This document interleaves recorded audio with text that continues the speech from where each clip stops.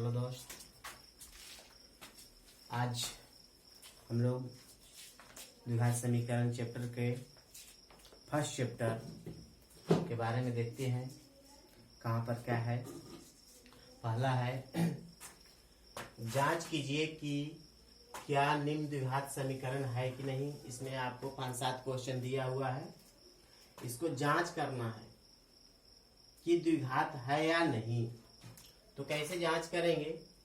यहाँ है a plus b का होल स्क्वायर, तो यहाँ a प्लस बी के होल स्क्वायर पर इसको तोड़ देंगे, यानी इसको हल करेंगे। क्या होगा यहाँ पे a प्लस बी का होल स्क्वायर मतलब कि a square plus 2 a b plus b square. इसको गुना करेंगे 2x माइनस 6, 2 में x से 2x और 2 में 3 से करेंगे तो 6 आ जाएगा। इसके बाद इसको हल कर दीजिए। 2x गुना करेंगे यहाँ पे तो हो जाएगा 2x x square 2x plus 1। इसको इस तरफ लेके चलाएंगे तो माइनस हो जाएगा 2x, ये हो जाएगा प्लस 6 बराबर हो जाएगा 0, या x स्क्वायर 2 और यहाँ 2 2x और 2x ये दोनों क्या हो जाएगा, कट जाएगा। और ये आ गया 5 6 और 1 7 बराबर 0। हाँ, ये द्विघात समीकरण है। बताया गया था आप लोग को पिछले वीडियो में कि इस रूप का जो होता है वो द्विघात समीकरण होता है, यह द्विघात समीकरण है। इसको भी जांच लेंगे वैसे ही। तो इधर तो कुछ नहीं करना है। एक्स स्क्वायर माइनस 2x गुना करेंगे यहाँ तो कितना हो जाएगा माइनस 6, इससे करेंगे तो प्लस x हो जाएगा, इसमें इससे तो 2x माइनस माइनस मिलकर प्लस हो जाएगा। अब इधर इसको लाएंगे तो x square minus 2x plus 6 बराबर 0, यानी एक्स स्क्वायर ये दोनों माइनस है तो जुट जाएगा 4x प्लस 6 बराबर 0। हाँ, यह भी आपका द्विघात समीकरण है। एक ही जो व्यापक रूप आप लोग को बताया गया था उसी रूप का आया। अब आपका है क्वेश्चन 2। क्वेश्चन 2 में आपका इस तरह से है, कहता है कि एक आयताकार भूखंड का क्षेत्रफल 528 वर्ग मीटर है। एक आयताकार भूखंड का क्षेत्रफल 528 वर्ग मीटर है, तो क्षेत्र की लंबाई चौड़ाई के दुगने से एक अधिक है। यानी जो क्षेत्र है भूखंड आयताकार जो है उसकी लंबाई जो है चौड़ाई के दुगना से एक अधिक है। तो कहता है कि हमें भूखंड की लंबाई और चौड़ाई ज्ञात करें। चलिए इसको जांच करते हैं, निकालते हैं हल। कहता है कि एक आयताकार भूखंड का क्षेत्रफल 528 वर्ग मीटर है। क्षेत्र की लंबाई चौड़ाई के दुगने से एक अधिक है, यानी लंबाई जो है दुगना से भी एक ज्यादा है। तो मान लेंगे, माना कि भूखंड का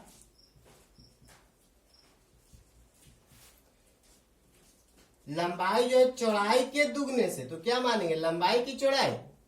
फिर से चलिए, क्षेत्र की लंबाई चौड़ाई के दुगने से एक अधिक है, यानी हमको चौड़ाई मानने पड़ेगा। माना कि भूखंड का चौड़ाई बराबर x मीटर, मीटर में मान लिया। इसके बाद लंबाई क्या हो जाएगा,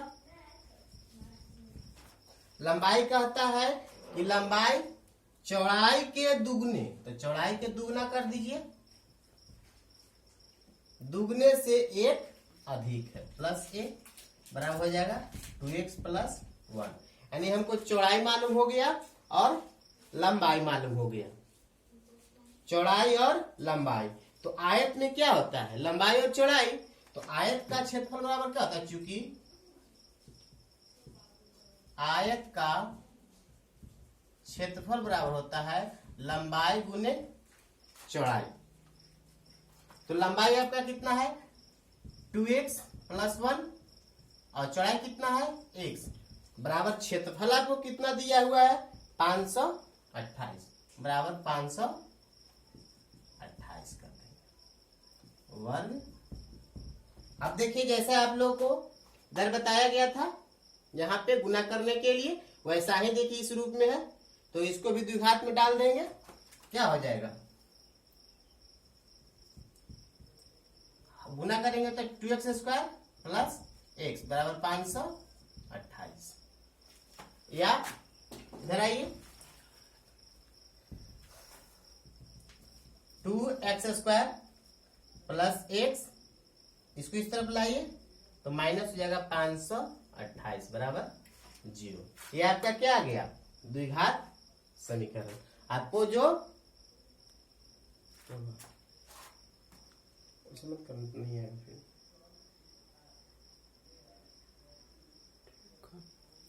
फिर जो है बताया गया था इसको आप गुणनखंड विधि से हल करिए या द्विघात सूत्र से या पूर्ण वर्ग विधि जो आपको आसान लगे उससे आप इसको हल कर दीजिए।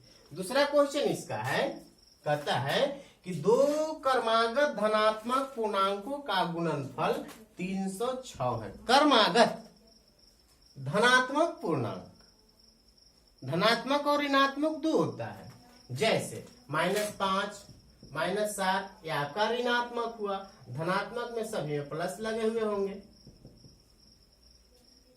क्रमागत क्रम से जैसे मान लेते हैं कि कोई संख्या मान लिया 10 अगला क्रम इसका क्या आएगा 11 अगला क्या आएगा 12 आगे क्या आएगा 13 यानी क्रम से बढ़ते जाएगा। तो हमें 10 20 11 कुछ तो नहीं मानना है ये सब हमें इसमें मानना होगा। हल करिए चूंकि माना कि पहला धनात्मक पूर्णांक x है तो दूसरा क्या होगा दूसरा धनात्मक पूर्णांक क्या होगा सोचिए जैसे 10 11 12 10 में 1 जोड़े तो 11 हुआ 11 में 1 जोड़े तो 12 हुआ 12 में 1 जोड़ेंगे तो 13 होगा। यानी अगला धनात्मक संख्या क्रम से अगला धनात्मक संख्या आ रहा है कब जब उस संख्या में 1 जोड़ रहे हैं। तो पहला मान लिया है x तो दूसरा क्या होगा x प्लस 1 यानी दूसरा हो जाएगा x प्लस 1। पहला संख्या आ गया मेरा x दूसरा संख्या आ गया x प्लस 1। अब कहता है प्रश्न कि दो क्रमागत धनात्मक पूर्णांकों का गुणनफल गुना करने पर है ना गुणनफल जो है 306 है। यानी दोनों संख्याओं को जब हम गुना करते हैं तो 306 प्राप्त होता है। तो प्रश्न से लिख दीजिए प्रश्न से पहली संख्या गुने दूसरी संख्या बराबर 306। अब इसको हल करिए गुना करिए x स्क्वायर इसमें गुना करेंगे तो प्लस x बराबर 306। इसको इस तरफ लाइए x square plus x minus 306 बराबर 0। देखिए आपका द्विघात समीकरण आया। अब इसको गुणनखंड से आप तोड़िए हल कीजिए जो आप लोग को बताया गया है ना बाह्य पदों को गुना करके मध्य पद को तोड़ना है या द्विघात सूत्र आपको बताया गया उससे हल कीजिए। उसी प्रकार ये भी है कहता है कि रोहन की मां उससे 26 वर्ष बड़ी। रोहन की मां उससे 26 वर्ष बड़ी है मतलब रोहन है मान लेते हैं कि 10 वर्ष तो उसकी मां का उम्र कितनी होगी 26 वर्ष बड़ा। मान लिया कि रोहन का उम्र है 10 वर्ष तो मां का उम्र कितना होगा उसका 10 वर्ष तो हो गया 26 वर्ष बड़ा है यानी 36 वर्ष। तो 10 तो मानेंगे नहीं 15 तो मानेंगे नहीं तब इसे मानेंगे कि माना कि हल करेंगे माना कि क्या किसको उम्र मानेंगे? रोहन की उम्र मानेंगे कि उसकी माँ का उम्र मानेंगे? प्रश्न पढ़िए बारीकी से। कहता है कि रोहन की माँ उससे 26 वर्ष बड़ी है, यानी हमको रोहन की वर्तमान उम्र मालूम करना होगा, मानना होगा। माना कि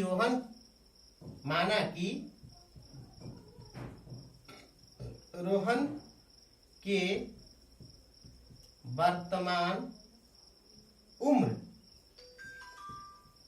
बराबर x वर्ष। तो उसकी माँ का वर्तमान उम्र कितना हो जाएगा? रोहन से 26 वर्ष क्या है? अधिक है। तो रोहन का उम्र है x वर्ष, तो उसकी माँ का उम्र x प्लस 26 वर्ष हो जाएगा। अब प्रश्न कहता है कि 26 वर्ष बड़ी है, उनकी आयु वर्षों में आयु का गुणनफल अब से 3 वर्ष पश्चात, पश्चात का मतलब क्या होता है? बाद में, 3 वर्ष बाद।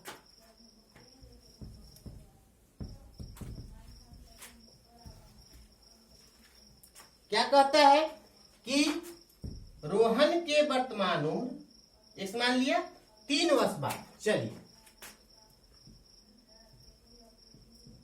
3 वर्ष बाद रोहन की उम्र कितना होगा? अभी उसका उम्र कितना है? तो अभी उम्र उसका है x। तो 3 वर्ष बाद क्या होगा? 3 बढ़ जाएगा। मान लीजिए कि अभी वह उम्र है रोहन का 20 वर्ष, तो 3 वर्ष बाद कितना हो जाएगा? प्लस 3 करेंगे यानी 23 वर्ष। उसी प्रकार रोहन का उम्र x है, तो 3 वर्ष पश्चात x प्लस 3 वर्ष हो जाएगा। और उसकी माँ का उम्र 3 वर्ष बाद क्या होगा?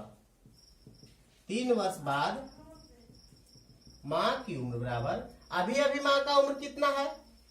x plus 26। तो 3 वर्ष बाद तो 3 जोड़ेंगे यानी x प्लस 29। ये आपका रोहन के उम्र हुआ 3 वर्ष बाद, और ये आपका उसकी माँ का उम्र हुआ 3 वर्ष बाद। अब यहाँ आपका प्रश्न कहता है कि 3 वर्ष पश्चात उनकी आयु वर्षों में, है ना, वर्षों में कहता है उनकी आयु का गुणनफल अब से 3 वर्ष पश्चात 360 हो जाता है, यानी उनकी आयु का गुणनफल।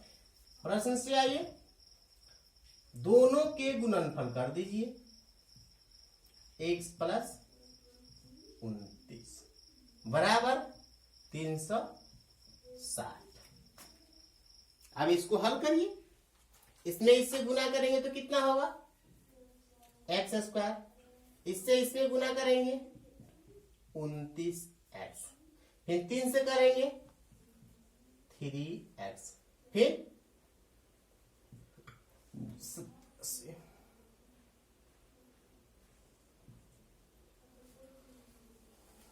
बराबर 360 होगा। अब आइए या x स्क्वायर जोड़ेंगे, कितना होगा? 32x प्लस 87 माइनस 360 बराबर 0। या आइए x स्क्वायर प्लस 32x, और इसको अब घटाएंगे तो कितना आएगा? माइनस में आएगा, 10 में 7 जाएगा 3, 5 और 2 हो जाएगा 5, 7 और ये बजाएगा 2।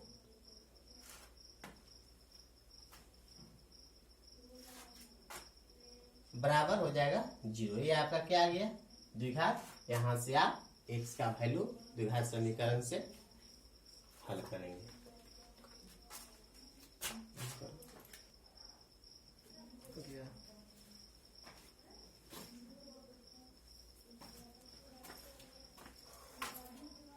हाँ, तो हम लोग आगे चलते हैं प्रश्नावली 4.2 में।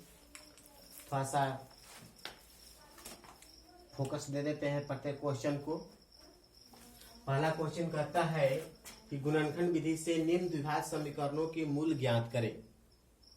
इसको गुणनखंड विधि से निकालना है। तो ये आप लोग को बता दिया गया है कि गुणनखंड विधि से कैसे निकालना है।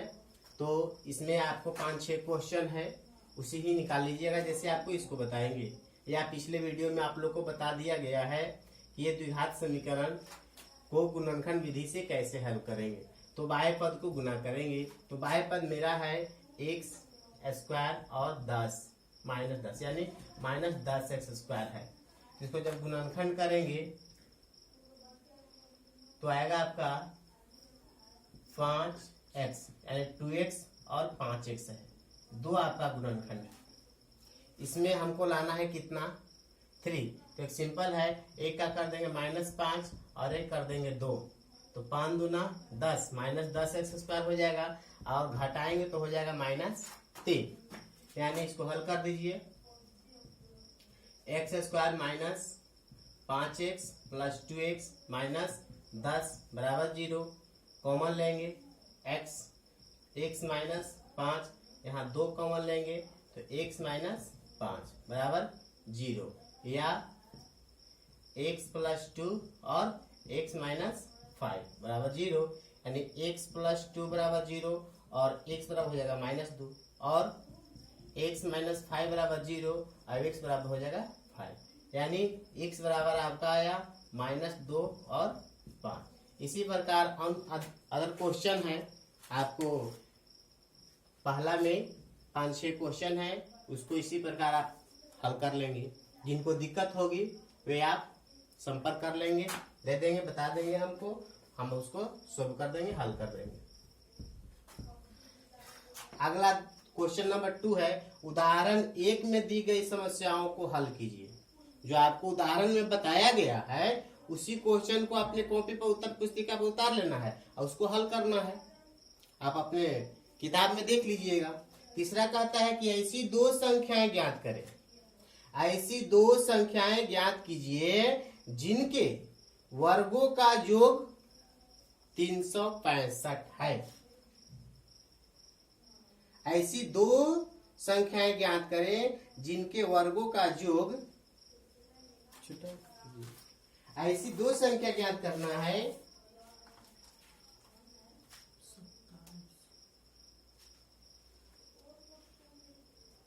सॉरी, इसमें आपका क्वेश्चन कुछ मिस किया है ना। जिनके ऐसी 2 संख्याएं ज्ञात करें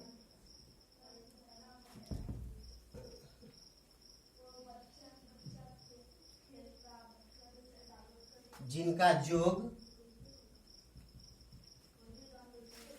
27 एवं गुणनफल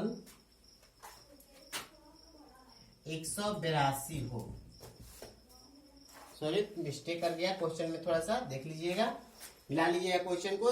ऐसी 2 संख्याएं ज्ञात कीजिए जिनका योग 27 है एवं गुणनफल 182 है। तो 2 संख्या है, तो माना कि पहली संख्या हल करेंगे इसको। माना कि पहली संख्या बराबर x, तो दूसरी संख्या क्या होगा सपोर्टेड। मान लिया जाए कि 2 के जोड़ के हमें आया है 27, 2 संख्या के जोड़ के आया है 27। अगर पहली संख्या मानते हैं कि मान लेते हैं 10, तो दूसरा संख्या क्या होगा 27 - 10। उसी प्रकार जब पहली संख्या मान लिए हैं x, तो दूसरी संख्या क्या होगा 27 - x। अब क्या कहता है, एवं गुणनफल 182 है। तो प्रश्न से आइए, गुणनफल कह रहा है यानी पहली संख्या गुने दूसरी संख्या बराबर 182। इसको हल कीजिए, कितना हो जाएगा 27x - x² बराबर 182। या क्या हो जाएगा, इसको इस तरफ लेके चले जाएंगे सबको, तो x² -27x प्लस 182 बराबर। अब इसको हल कर देंगे गुणनखंड से, इस विधि से आपको बताया गया है, इससे हल कर देंगे। x का जो वैल्यू आएगा वो हमारा पहली संख्या आएगा और उस 27 में से घटाएंगे तो दूसरी संख्या आएगा। अब कहता है दो क्रमागत धनात्मक पूर्णांक ज्ञात करना है जिनके वर्गों का योग 365 है।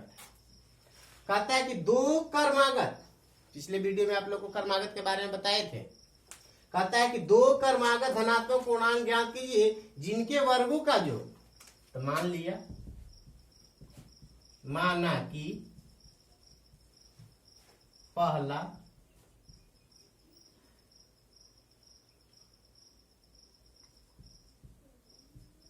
धनात्मक पूर्णांक x है, तो दूसरा क्या होगा? दूसरा धनात्मक पूर्णांक क्रमागत क्रम से यानी x प्लस 1। अब प्रश्न कहता है जिनके वर्गों का योग, यानी दोनों का वर्ग कर देना है प्रश्न से। पहली संख्या का वर्ग कर दिए प्लस वर्ग जोड़ कर है दूसरी संख्या का वर्गों का जोड़ कितना है? 365। इसको हल करिए, x square a plus b के होल स्क्वायर पे आ गया, तो क्या होगा?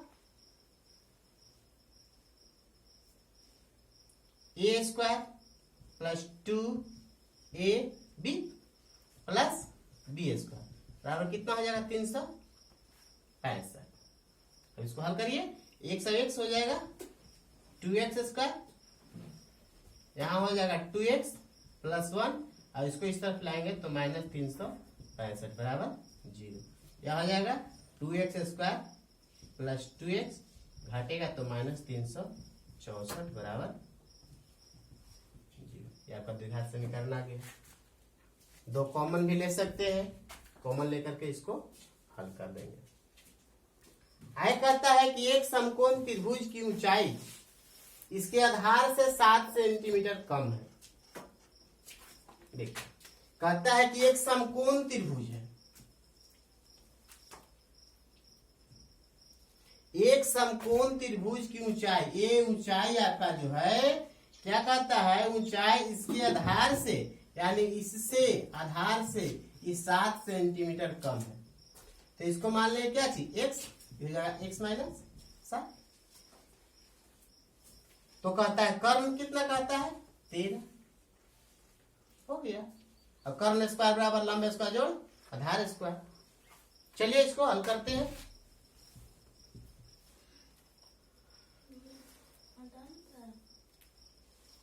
एक समकोण त्रिभुज की ऊंचाई, त्रिभुज से लेकर के चलते हैं, माना कि ए बी सी, जिसका कोण बी क्या है? समकोण है। ये हो जाएगा x, ये हो जाएगा x माइनस 7, ये हो जाएगा 13 सेंटीमीटर में सब है आपका। माना कि समकोण त्रिभुज की ऊंचाई उसके आधार से 7 सेंटीमीटर का है। माना कि समकोण त्रिभुज के आधार बराबर x सेंटीमीटर, तो लंब कितना होगा? 7 सेंटीमीटर कम है तो x माइनस 7 सेंटीमीटर। और कर्ण आपको कितना दिया है? 13 सेंटीमीटर। देखिए आधार, लंब और कर्ण तीनों दिया है, तो हम लोग जानते हैं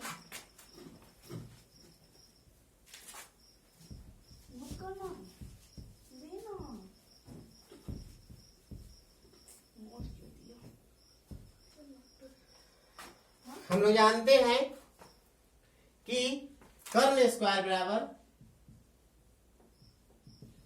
लंब स्क्वायर जोड़ आधार स्क्वायर।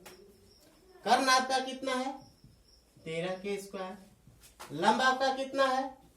x माइनस 7 के होल स्क्वायर प्लस आधार कितना है? x का होल स्क्वायर। अब इसको तोड़िए, 13 में 13 से गुना करिए, 169। अब ये आपका क्या आ गया, ए माइनस बी के होल स्क्वायर पे, तो a square minus 2ab plus b square plus x square. अब इसको हल करिए, 169 एक्स और एक्स कितना हो जाएगा 2x, और 7 दूना 14 है, और 7 सत्ते 49 हो गया। एक तरफ इसको कर लेते हैं, या 2x square minus 14x plus 49 बराबर 169, 0। अब इसको हल करिए, 2x स्क्वायर माइनस 14x इसमें घटाइए तो 0, 9 में से 9 जाएगा 0, 6 में से 4 जाएगा 2, 1 माइनस 120 बराबर, यहाँ 2 कॉमन भी ले सकते हैं, क्या बचेगा x square minus 7x minus 60 equal to 0, x square minus 7x minus 60 बराबर 0। अब इसको आप गुणनखंड विधि से हल कर दीजिए। ठीक है, अगला क्वेश्चन आपका है,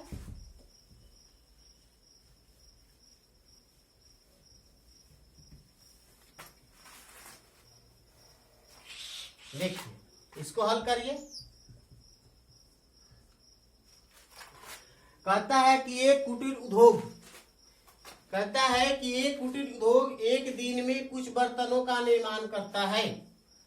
एक विशेष दिन यह देखा गया कि प्रत्येक नग के निर्माण लागत रुपया में उस दिन निर्माण किए गए बर्तनों की संख्या के दुगने से 3 अधिक थी।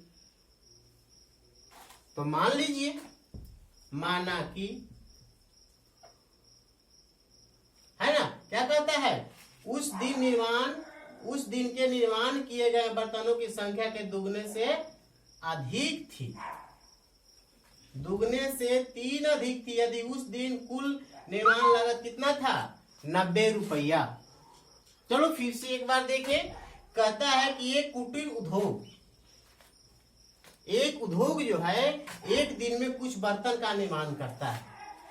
इसमें शर्त देता है कि एक विशेष दिन, कोई वैसा दिन है, विशेष दिन लिया है, देखा है कि यह देखा गया कि प्रत्येक नग के निर्माण लागत रुपया में उस दिन, जो विशेष दिन है, उस दिन निर्माण किए गए बर्तनों की संख्या के दुगने से 3 अधिक है। तो माना कि उस दिन X बर्तन का निर्माण हुआ, तो लागत कितना लगेगा, एक बर्तन का लागत। कहता है क्या कि उस दिन निर्माण किए गए बर्तनों की संख्या, बर्तनों की संख्या क्या मान लिया x,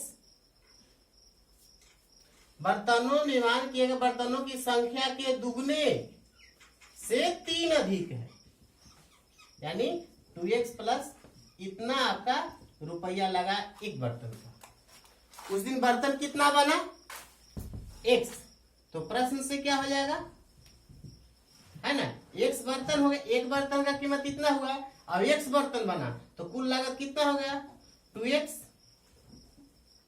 2x प्लस 3 बराबर 90, यानी 90 रुपया कुल लागत लगा था।